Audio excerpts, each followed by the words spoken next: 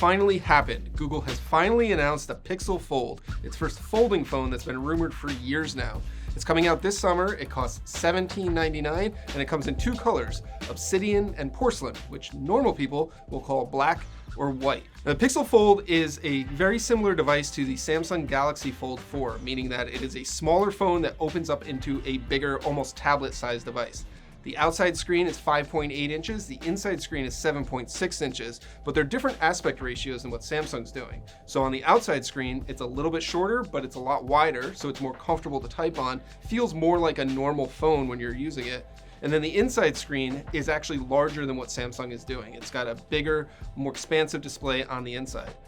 Both screens are 120 Hz OLED. They feel really fast and snappy. They're very smooth to scroll on, very nice looking screens. Didn't get a chance to take a look at it outside, but we'll have to follow up on that. The Hinge is a new one developed by Google that allows the phone to fold completely flat. There's no gap when it's folded, unlike the Samsung phone, and then it's completely flat when it opens up. It's a 180-degree hinge, and it will hold its position however you open it up. So if you open it up part way, or if you open it up 90 degrees, it will hold that position, and you can use it to take photos, prop it up, watch video, other kinds of things like that.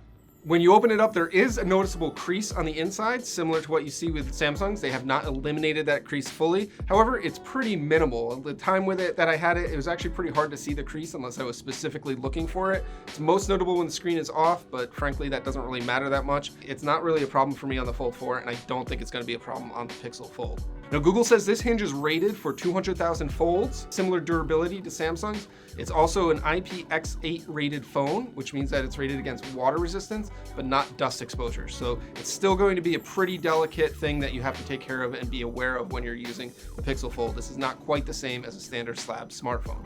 It's also impressively thin. Google says it's less than 6 millimeters thick, which is about 2/3 the thickness of a Pixel 7 Pro. And of course, that's for each half. So when you close it, it's about double that or so, but it's still thin enough to fit into a pocket easily. It doesn't feel nearly as bulky as you might expect for a folding phone. And it's noticeably thinner than the Galaxy Z Fold 4 when it's closed up.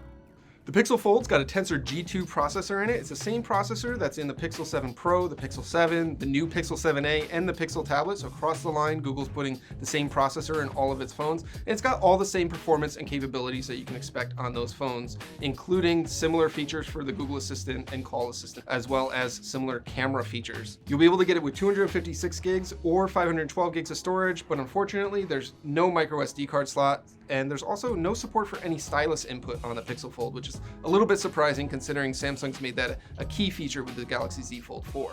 Now, Google's claiming all-day battery life with the Pixel Fold. It's got a dual battery system. The batteries are extremely thin. It's got one in each half of it. It's hard to say how good that battery life is going to be in real life, though, when we actually use it, especially given the size of the screen on the inside of the Fold. It's a noticeably larger screen than Samsung's Galaxy Z Fold 4, and that gives you more room for putting apps side by side or watching video or anything of the sort that's more immersive. It's just a bigger, nicer display.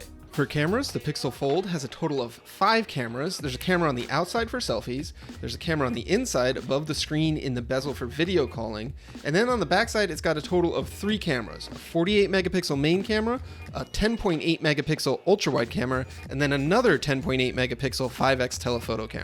It's a very similar camera system to what you get on the Pixel 7 Pro, but it's not exactly the same. It's got smaller sensors across the board, which were necessary in order to fit it in the Pixel Fold's designs. Now, Google says it has the same capabilities and software features as the Pixel 7 Pro, but we'll have to wait and see until we're able to test it in the real world to see how good the camera system is. One of the complaints with Samsung's Galaxy Z Fold 4 is that it's always had worse camera systems than other top-end Samsung phones, and Google's saying that it's put at the best cameras that it can. There are a couple software tricks with the Fold's unique design and its cameras. You can prop it up when it's folded part way to use it to take some selfies, or you can flip it around when it's open and use the rear cameras and the outside display as your viewfinder for selfies as well, so you can get a better quality image selfie. It's very similar to what Samsung's offering on the Z Fold 4 as well.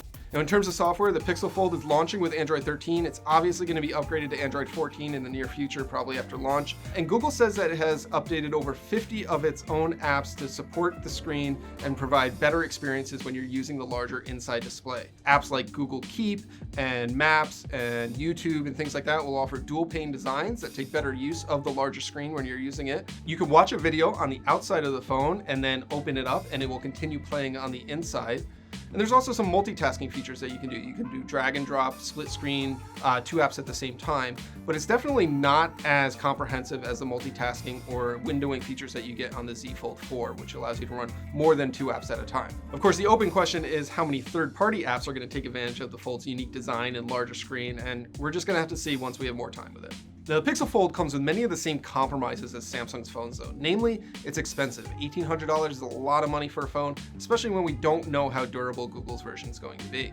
It is pretty exciting if you're into folding phones though, because now there's actual competition for Samsung and it's not just a single player in the game, at least here in the US. It's been a Samsung only show for so many years now, so I'm hopeful that Google is able to push Samsung and the rest of the industry to move forward on this technology.